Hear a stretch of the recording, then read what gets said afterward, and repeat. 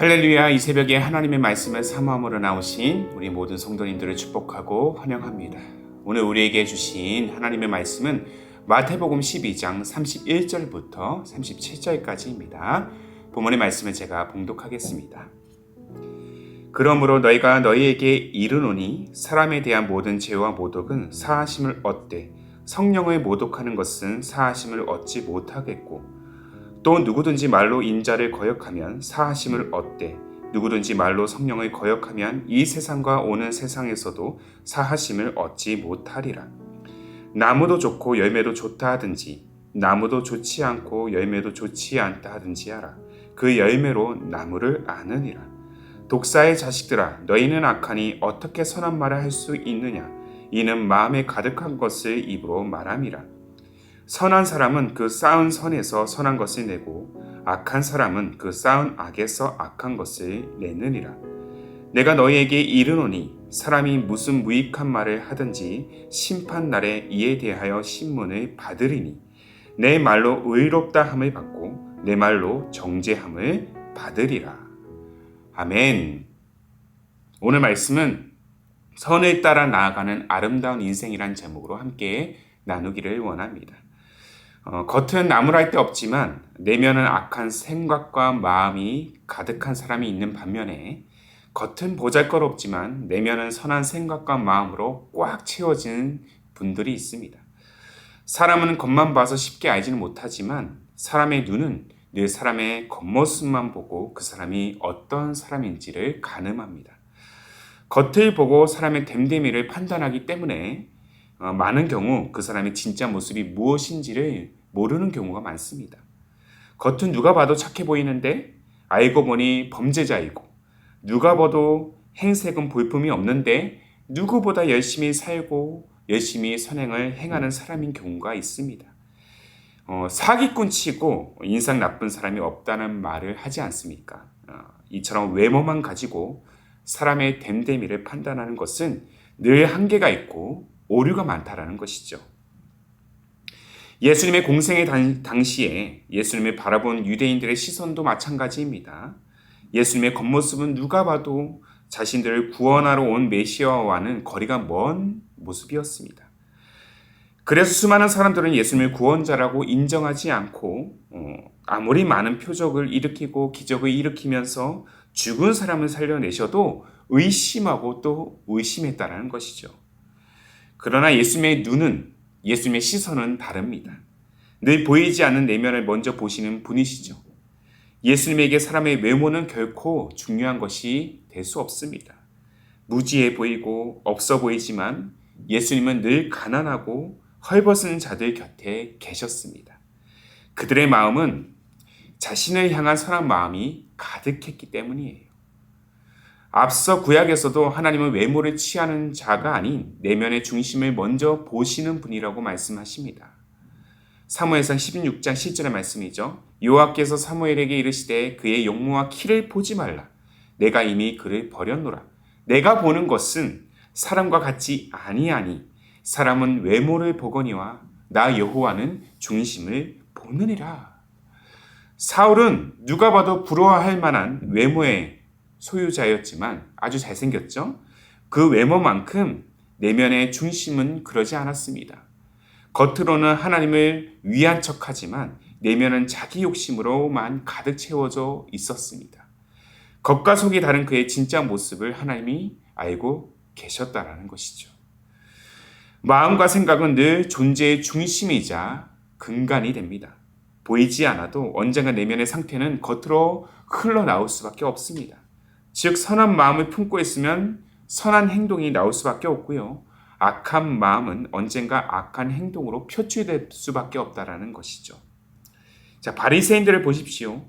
율법을 지키는 그들의 삶의 방식은 사실 틈이 없을 정도로 철저했습니다. 누가 봐도 마땅히 존경받을 만한 인물들이었다는 것이죠.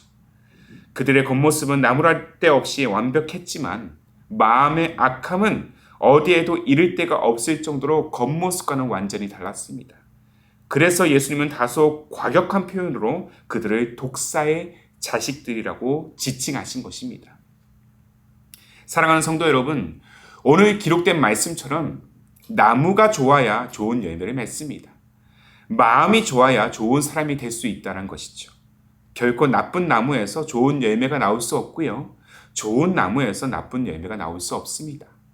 본문 33절의 말씀이죠. 나무도 좋고 열매도 좋다 하든지 나무도 좋지 않고 열매도 좋지 않다 하든지 하라. 그 열매로 나무를 아느니라. 인간 존재는 마음의 중심을 어디에 두고 있느냐에 따라서 삶의 여정이 끝났을 때 그 결과가 달라집니다. 남들이 보기에 겉으로 아무리 신앙생활을 열심히 한다 해도 그 안에 복음의 씨앗이 심겨지지 않고 뿌리 내리지 않으면 결국 구원의 결실을 맺을 수 없습니다. 때문에 그리스도인들은 내면에 복음의 씨앗을 온전히 심어야 합니다. 구원에 대한 확실한 믿음이 있어야 하고 이 믿음을 통해서 우리의 일상이 그리스도의 선하신 역사를 이뤄가야 합니다. 그래야 우리가 선한 열매를 맺을 수 있는 것이죠. 본문 35절의 말씀을 다시 한번 보시기 바랍니다. 선한 사람은 그 쌓은 선에서 선한 것을 내고 악한 사람은 그 쌓은 악에서 악한 것을 내느니라. 온전한 그리스도인은 그리스도의 마음을 품은 자들입니다. 때문에 우리는 선한 열매, 복음의 결실을 맺기 위해서 늘 말씀과 기도의 삶으로 그렇게 거룩한 삶으로 나아가야 하는 것입니다. 그러나 이 모든 것들은 우리의 노력으로는 스스로 좋은 나무가 될 수 없습니다. 본래 죄인인 우리의 마음은 늘 악함의 근간을 두고 있기 때문이에요. 좋은 열매 또 선한 열매를 맺기 위해서는 나무에 늘 좋은 양분을 넣으시는 그 성령의 도우심이 필요합니다. 그래서 우리는 갈라디아 성도들을 향한 바울의 권면처럼 성령을 따라 행해야 하는 것이죠. 자, 갈라디아서 5장 16절의 말씀입니다. 내가 이르노니 너희는 성령을 따라 행하라. 그리하면 육체의 욕심을 이루지 아니하리라. 성령을 따라 행하라. 우리를 도우시는 보혜사 성령님, 이 보혜사라는 단어가 우리를 보살피시고 은혜를 베푸시는 분으로 해석하고 있습니다.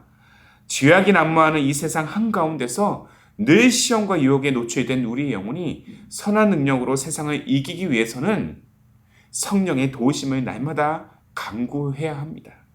그래야 성령의 열매를 맺을 수 있기 때문이에요.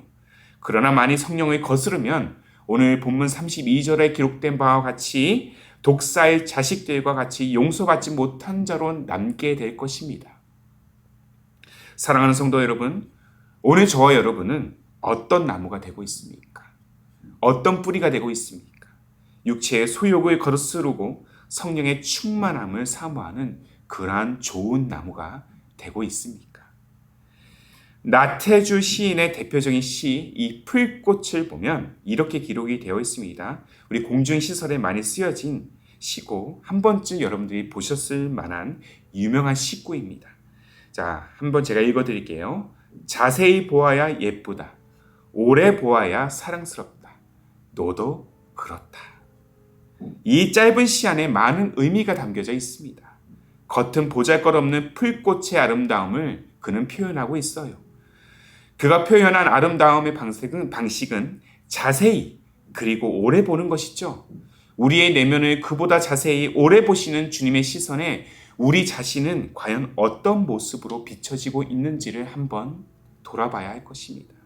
무엇보다 하나님 보시기에 우리의 모습이 성령의 도우심으로 세상의 시험과 유혹을 이겨내고 그저 겉으로만 거룩한 척 포장하는 것이 아닌 내면의 주님의 선한 능력, 생명력 있는 이 복음이 가득 채워지는 이로 인하여 세상이 보기에 우리의 모습은 보잘것 없을지라도 누구 하나 내 인생을 주목하지 않는다 할지라도 내면에 주님의 선한 것들로 가득 채우면서 그 주님의 선하심을 오늘도 이루어가며 그렇게 내딛는 믿음의 발걸음이 되는 그러한 믿음의 여정이 되는 그러한 복된 인생, 아름다운 여정이 되는 우리 모두의 인생이 되기를 주님의 이름으로 축복합니다.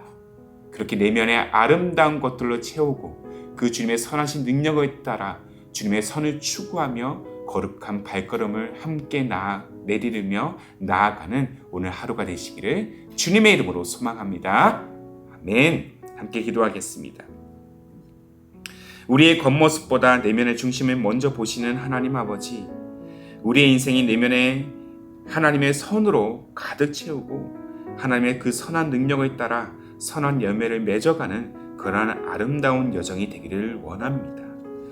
그러나 때때로 우리의 마음은 연약하여 세상의 시험과 유혹에 넘어질 때가 많음을 보게 됩니다. 또한 이기적이고 죄악된 우리의 마음을 가리기 위해서 겉을 하나 있다 없어질 화려한 것들로 치장하려는 우리의 위선 또한 있음을 고백합니다. 우리를 지키시고 보호하시는 성령의 능력을 의지함으로 날마다 주님의 선하심을 추구하며 선한 열매를 맺어가는 우리의 일상이 되게 하옵소서. 무엇보다 늘 말씀과 기도로 우리의 내면을 주님의 선하고 거룩한 가치를 채우고 또한 채우기를 원합니다.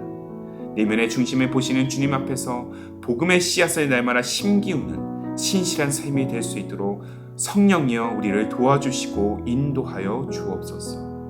그렇게 우리 내면의 신실함을 통해 선한 역사를 이뤄가실 주님을 온전히 기대하오며 우리 주님 예수님의 이름으로 기도하옵나이다. 아멘. 오늘도 주신 말씀에 따라서 우리 두 가지의 기도 제목을 놓고 함께 기도하기를 원합니다. 먼저는 우리 신앙이 겉으로만 거룩한 척 포장하려는 것이 아니라 내면의 주님의 선한 능력, 생명력 있는 복음으로 가득 채우고 선한 열매를 맺는 그러한 거룩한 여정이 되게 하옵소서. 한 걸음 더 나아가 세상이 보기에 보잘것없는 우리의 모습이지라도 내면의 주님의 선한 것들로 가득 채울 때 세상의 가치를 넘는 그러한 선한 열매를 누리는 우리의 삶, 우리의 가정, 무엇보다 우리 기쁨이 되는 교회가 되게 하옵소서. 이 두 가지의 기도 제목을 간절한 마음으로 함께 고백하시면서 기도로 오늘 하루의 삶을 열어가시기를 바랍니다. 함께 마음을 다해 기도하겠습니다.